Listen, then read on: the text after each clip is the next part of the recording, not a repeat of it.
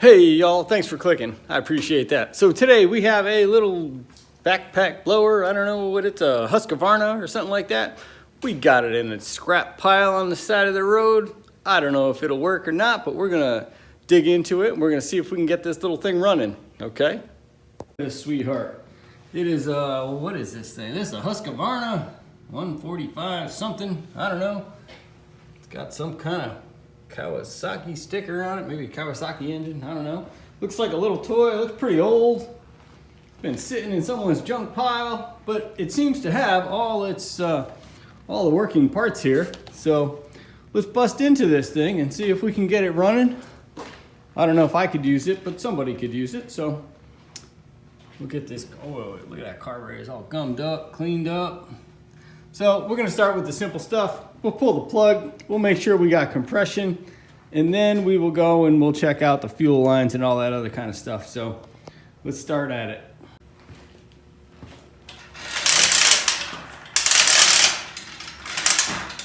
All right, well, let's start with the easy stuff here. We'll pop our plug out. Looks like there's, oh boy.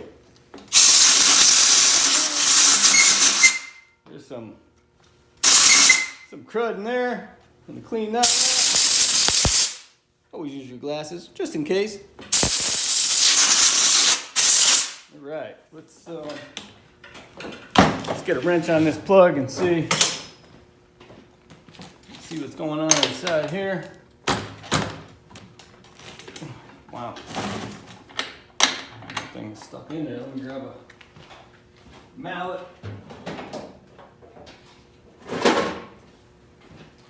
Use the mallet so we don't bust up our hands. I just got a manicure, so I don't want to mess it up. I'm joking. All right, let's see what she looks like. Oh, pretty gummed up. Pretty gummed up.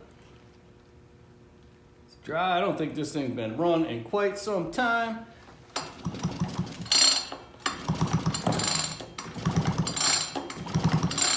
Making some noise. All right, let's get our compression tester out and see what she says. All right, we got our little tester set up here. Let's see.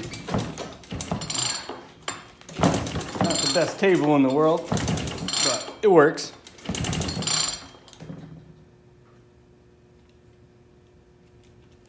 All right, something, I don't know what's going on here. Oh, that'll help if you hook it up right. Try that again.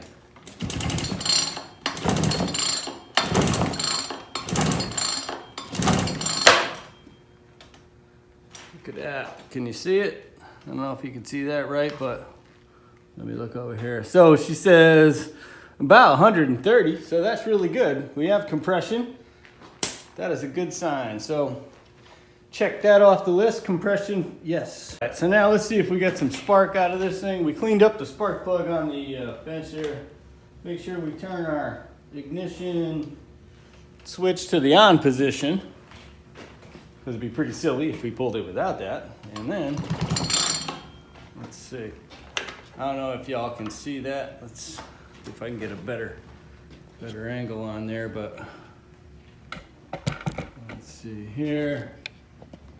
Zoom in a little bit. So if you can see the light right there, it actually lights up pretty good. So to me, like, this thing has good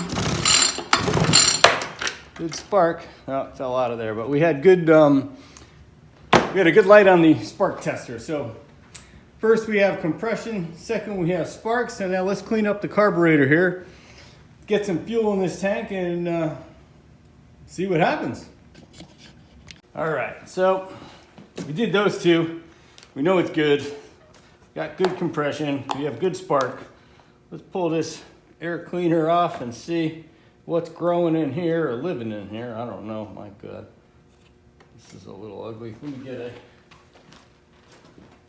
I'm gonna pop this out. Get this out of the way. It looks like it's, wow, yeah, that thing's falling apart in pieces, so we don't want that to suck into the carburetor.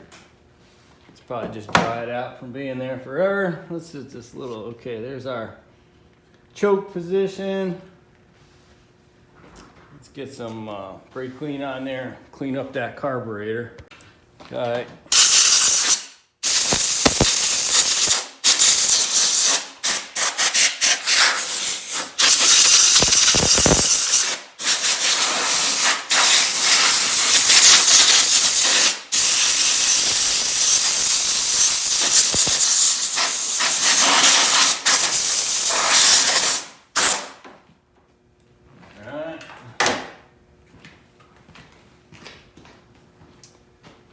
Let's check the fuel lines here. Sometimes these fuel lines like to rot and actually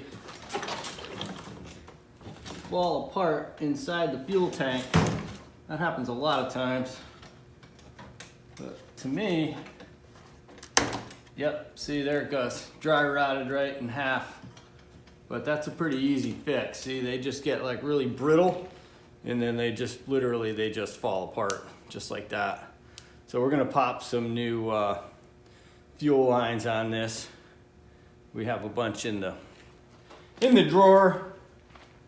So let's go find some fuel lines and work on that next. Okay, so we got the lines off here. They're all dried out and brittle, but we're gonna have to pull the carburetor off because the fuel bubble is cracked. It's dried out too on the bottom here, and I'm pretty sure we have another bubble, but to make it easier, we're just gonna pop this carburetor off and maybe we'll clean it out real quick and change that fuel bubble. Okay, so we got the bolts out. Looks like there was some Loctite on those, so they were really difficult to get out even though they were screwed into this plastic housing, but we got them out. One of them stripped a little, but I think that'll be okay. Now we got our carburetor out and we can easily access this little bubble housing here, primer bubble to be specific. I don't know if you guys have done this before, but gasoline turns bad after a certain amount of time, and it has like a very distinct like varnish kind of smell. I don't know, unless you've done this before, you know what I'm talking about, but you got a very strong smell of that like varnished gasoline in here. So that possibly could mean that this carburetor inside is all gummed up. There's a chance, maybe not. I'm not sure, but we're gonna start with this little primer bubble here. We'll get this going, see what it looks like, and we'll go from there. Almost. A couple more twists here.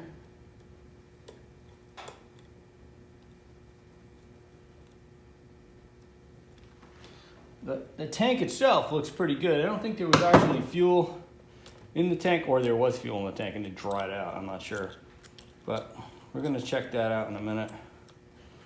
As soon as we get these tiny little screws out of this thing.